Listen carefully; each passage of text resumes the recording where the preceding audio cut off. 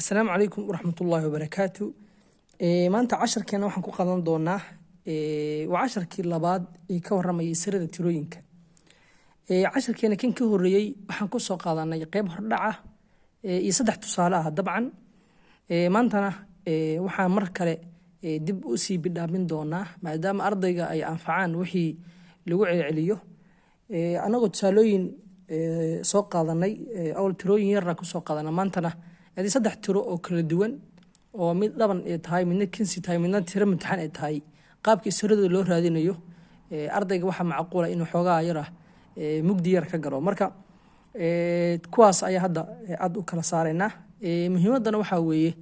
in ardayga uu si fudud u raadiyo ama ku helo hadii loo diro ama hadii u baahdo inuu helo isarada tirooyinka inta doon noqoto ama tiro weyn hadii noqoto iyo tiro yarba inta ba teen noqotaba ka noqotaba inuu raadin karo. casharkeena soo socda insha Allah waxaan ku qadan doonaa isla tirooyinkan see ku raadin karaa isaradooda imtixaan maadaama brain factories ay jiraan kuwaas see ku heli karaa hadda kan waa isaradii oo dhan laakiin tirooyinka imtixaan oo dhan ma raadin kaliya wax raadinay isirka lambarka lambar 36 lambar 25 isiradiisa 20 macna isirada tirooyinkaas hadda raadinayna si guud laakiin maahan brainka ma raadina brainka casharkeena soo socda ayaan ku qadan doonaa. hadda waxa raadin macalinku wuxuu su'aalna weydiin karaa raadi isirada tirooyinkan soo socda. lambarka koowaad raadina maxaa weeye waa raadi isirada lambar 36 weeye marka 36 casharkeena hore waxaan ku soo dhiganay in laba hab lagu raadin karo. habka koowaad isticmaali karto waxa weeye inaad marka hore xifdisan tahay table-kii multiplication inaad xifdisan tahay oo jadwalkii table-kii multiplication oo isku dhufshada ahaa taas inaad xifdisan tahayna muhiim weeye oo si fiican bay kaaga anfacaysaa markii halka la joogo. sidoo kale waxaan isticmaalaynaa ama hab kale waxa weeye inaad tirooyinka square root aad gelisid ayana ku shaqeysid. tusaale hadda lambar 36 oo kale lambar 36 hadaan dhahno waxaan raadinaa tirooyinka marka anagu xaga isku dhufshada marayno halba ka bilaabi karnaa marka soo ognaatay tirada hal waa salmadooriyo de waxa kama bedelay tiradii hadii hadda dhahno lambar 1 ugu horeeya hal lagu dhuftay 36 de waa 36 waxa kama bedelayo lambar 2 ku xiga lambar 2 tiro lagu dhufto oo 36 keenaysa ma jirtaa markaas ba xisaabinaysaa marka haddii qofku xifdisan yahay de uu garanaya de wuxuu dhayaa tirada hadii lagu dhufto 36 bay keenaysaa inta badan waa garanaysaa lambar 2 tirooyinka inta badan tirooyin dhaban u dambayso wuu qaybsamaa marka hadda 36 hadda square root kuna isticmaalno labada waa isbarbar socodsiino tirada hadii sax ku noqoto aad garan weydo maadaama aad xifdisaneen jadwalka isku dhufshada ama ay noqon karto in tirada halkan taala jadwalka isku dhufshada ka madax banaan tahay maadaama jadwalka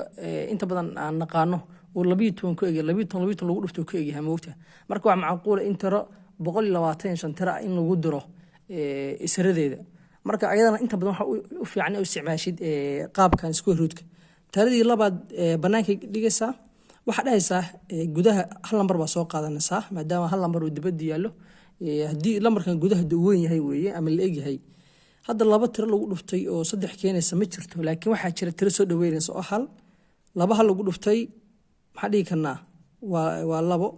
markaas maxaa sameeynaa waa kala jaraynaa waxa way 3 laga jaray laba waa hal 6 baan soo dejinay 16 tiro keenaysa laba ma jirta waxa way waa 8 laba 8 lagu dhuftay waa 16 marka halkaas maxay ka noqotay eber marka tirada marka ku dhahanay shaygan waa isirada tiradan ka mid yahay waa in si dhameystiran ugu qaybsamaa marka hore eber soo saar hadii uu soo saaro wax kale oo kamid ah madana hal iyo hare soo haran laba iyo wixii lamid ah tiradaas ma noqonayso tiro isir u ah halka waxa dhahnaa marka laba lagu dhuftay 18 fiiri waa laba oo lagu dhuftay ardayow 18 kaas baa wuxuu keenay 36 bay ka dhiganta 18 waxa ku qor 36 waa tan hay 3 baan raadinaa 3 mu qaybsamaa bal isagana eegno 3 xagan 36 baa geenay 3 markii tiro maadaama tiradan is leeyihiin de u qaybsan 3 lagu dhufto waa 3 la kala jiro eber 6 soo deji 3 laba lagu dhuftay bay keenaysa Soomahan adina waa 6 marka haraameesh ma noqon eber baa soo baxday marka maxaa keena hadii tiro lagu dhufto oo 36 keeni maxaa weeye waa tirada halka saarmaysa weeye kore casharadii hore ee multiplication-ka ku soo dhiganay 3 12 lagu dhuftana way keentaa 36 bay keentaa hay afar ba ku xiga afar ma keenaa 36 afar haa uu keenaa sababtu wuxuu ku keenaa aba la xisaabino 36 baan u qeybiynay afar tirada had ma u qeybsami kartaa ma dhihi karnaa maadaama banaanku hal god yaalo gudaana hal god aan u keeno ma dhihi karno markaan marka maadaama tiradan ka yartahay tirada banaanka taala saddex labada lambar waa soo qaadanaa tirada keenaysa waxa weeye haddaad xidsan tahay jadwalkii waa afar lagu dhuftay 9 oo ah 36 marka isku dhamaatay eber marka halka 4 iyo 9 kan isku dhufto ayadana way keentaa 36 hay shan ba ku xigay tirooyinka 1 2 3 oo wadana muddo 4 hadda shan ma keenayo maadaama shanta tirooyinka shan u qaybsama waxa weeye tiro walbo eber u dambayso ama shan u dambayso eber ba u dambeeyo macnaha ka wada 10 20 30 40 50 60 70 boqol saas oo kale marka shanna waa garanaysaa waa 5 15 25 35 45 50 65 saa tirooyinka 125 135 saas oo kale ah ayadana u qaybsan laakiin tirada maadaama 36 u dambayso uma qaybsan sadar ka boodaysaa hay lambar 6 ma u qaybsama ha 6 lagu dhufto 6 36 weeye marka saas u wadaysaa tirooyin kalena laftooda soo noqonayaan isirada uu leeyahay waxa weeye halkan labaan soo sheegnay saddex uu leeyahay afar uu leeyahay lix uu leeyahay lix uu ogtaa halkan 8 buu leeyahay 12 9 inta tirooyin buu leeyahay tirooyinka isiradiisa saas ku ogaan kartaa marka qaabka casharka hore ku sheegnay laakiin hadda tusaalihi baan sii badinay maadaama ardayga wax macquulati casharka hore inaysan si fiican uga dhicin halkan waxa soo qadan tiro tirinkiisi soo qadan 45 ah 45 waa la mid ah ayadan hal waa salmadooriyo 45 hadii lagu dhufto 45 soo saaraya marka hadii 45 hal lagu dhufto waa intii hay laba ma u qaybsami karaa 45 ama isirida ma kamid tahay hadaan dhahno kama mid noqonayso maadaama tirada shan u dambayso labana inta badan waxay u qaybsantaa tirooyinka u dambeeyaan ama eber iyo tirooyinka dhabanka ah u qaybsantaa Soomaan marka laba ma noqonayso laba tiro lagu dhufto 45 keelisa ma jirto ay saddex ma ku eegnaa laba waxa ku ogaanaysaa laba dibadda saar laba dibadda dhig xagan gudaha 45 gali laba afar way keenta Soomaan laba lagu dhufto waa afar hay shan laba si dhamaystir uma qaybsanto Soomaan marka ayadan laba ugu dhow afar bay noqotay haraa hal waa soo haray marka haraa haduu shaygu soo haro bis way tiradaas uma qaybsantay noqonaysaa marka taasna saas ugu tagayna marka saddex ba haray saddex waa soo gaabsan inta kale waa garanaysan saddex lagu dhuftay 15 isagana waa 45 tiro kale oo keenta ma jirtaa 53 lagu taayadana waa la mid marka tirooyinka waxa kamid ah 9 iyo 5 ba kamid 5 lagu dhuftay 9 isagana 45 uu keena marka tirooyinkan